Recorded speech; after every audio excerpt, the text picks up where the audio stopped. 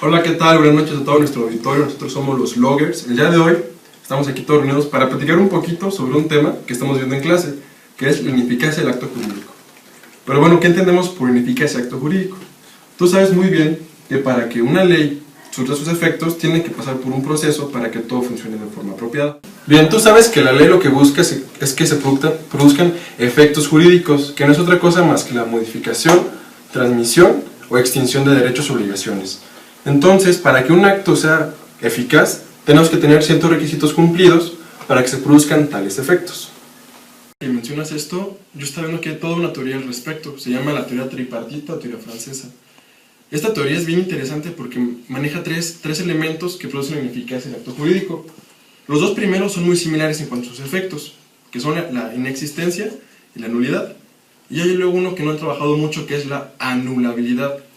Pero bueno, hasta aquí vamos bien. Más adelante, con el paso del tiempo, Julian Boncas se encargó de perfeccionar esta teoría porque estaba un poco incompleta. Él nos decía que el acto jurídico constituye un ente orgánico, una cosa formada por tres elementos, por así decirlo, que es la voluntad, que no puede faltar, el objeto, que es imprescindible, y en algunos casos, no siempre, que son las solemnidades, como por ejemplo el matrimonio. Y él dice que si llega a faltar uno de estos tres elementos, la voluntad, el objeto o la solemnidad, será como una mera ficción, una apariencia, un disfraz, donde las dos partes o las que contraten no van a tener los efectos que la ley les proporciona, porque pueden ser muy similares, pero no los que ellos buscan. También él decía que la nulidad se divide en dos, la nulidad absoluta y la nulidad relativa. A final de cuentas, en aquella época pues era muy similar porque las dos nulidades se definían por medio de los jueces, era necesario un fallo judicial. Y bueno, aquí hace una pequeña distinción de entre una y la otra. La absoluta puede ser invocada por cualquiera de las partes, por cualquiera que se vea afectada. En cambio, la nulidad relativa solo la puede invocar la persona que se ve afectada o que, digamos, le jugaron chueco, el que se fue perjudicado. Y luego había otra teoría, ¿no? Creo que sí. Existe también la teoría bipartita, que es la que siguen los juristas tanto franceses como alemanes. Ellos en realidad lo único que hacen es una división entre nulidad, que es representante a la tripartita como la inexistencia, y por otro lado la anulabilidad sería lo que en la tripartita sería la nulidad relativa y la nulidad absoluta. Además de lo que mencionaron mis compañeros, están las clases de actos ineficaces. Tenemos 7 actos. Los actos inexistentes, que es la falta de apariencia o un hecho jurídico por la falta de un elemento. Esto puede ser la voluntad, la forma, cualquier elemento. También están los actos nulos por violación o mandato legal de pleno derecho. Esto causa una nulidad absoluta. También están los actos anulables por vicio o defecto del acto. Esto es una nulidad relativa.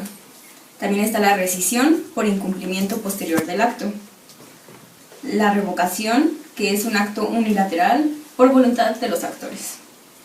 Está también la resolución bilateral por mutuo acuerdo y la onoficialidad por exceder lo requerido a la autoridad por la ley. En todo caso se trata de una ineficacia parcial. Bueno, retomando un poco el tema que nos mencionaba nuestra compañera Sandy, yo voy a hablar de la ineficacia de los actos jurídicos, más que nada de los 3 grados que tiene en cuanto a la ineficacia. En primer lugar tenemos la inexistencia del acto por falta de algún elemento, que es pues esencia del acto jurídico, ya que si no existe algún elemento de esencia, pues no produce ningún efecto. En segundo lugar tenemos la nulidad por vicios en la formación del acto jurídico, que puede producir efectos temporalmente, pero igualmente se puede destruir eventualmente mediante una declaración judicial o negar estos efectos haciendo su nulidad. Este grado puede ser absoluta o relativa. Y en tercer lugar tenemos el que se encuentra el acto jurídico perfecto en su formación, que produce eficacia por 2 cosas. Una es la voluntad de las partes y otra es por incumplimiento ya sea de rescisión o limitación legal. Y de hecho eso de la ineficacia del acto jurídico se relaciona con lo que el maestro me explicó. Decía que Castán Tobeñas señala 5 fuentes de la ineficacia de este acto. Uno es la inexistencia de un elemento esencial del acto jurídico. Otra es la violación de un mandato legal que produce la nulidad absoluta. Además también está el vicio o defecto en los elementos del acto, que también puede producir la nulidad relativa. La lesión o perjuicio posterior a la celebración, también conocida como rescisión. La voluntad de las partes o del autor. Y también actos inoficiosos que limitan la voluntad hasta los términos autorizados por la ley, en los únicos casos que pueden ser inoficiosos, que son la donación y el testamento. Bueno, a eso de lo que dices de la inexistencia del acto lo podríamos definir como aquellos aparentes actos jurídicos que no llegan a nacer porque falta alguno de los elementos esenciales y si no hay ninguno de estos elementos, pues el acto no nace. Y los tres elementos principales para que exista un acto son la voluntad o consentimiento, el objeto y la solemnidad. En el Código Civil dicen que para un contrato no es necesaria la solemnidad, pero hay algunas otras acciones que necesitan un acto... Como el matrimonio, ¿no? Sí, exacto. Okay. Si no hay un juez presente, pues no va a valer el... ¿Del registro civil? ¿Sí? Bueno, y claro, en los actos unilaterales, pues no se necesita el consentimiento porque es suficiente una sola declaración de voluntad. Y pues obviamente no produce ningún efecto jurídico. O sea, no es susceptible de confirmación ni de valer por prescripción.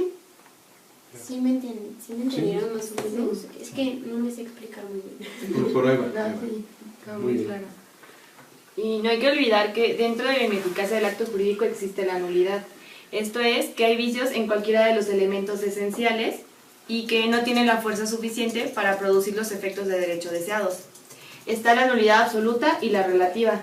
Yo formulé una definición de la absoluta con base en diferentes autores. Y es una acción hecha valer por cualquiera que tenga un interés jurídico. Esta acción sanciona la violación de normas jurídicas que protegen el interés general. Sus características son que produce efectos provisionales, requiere declaración judicial para la destrucción retroactiva de sus efectos, además es inconfirmable e imprescriptible.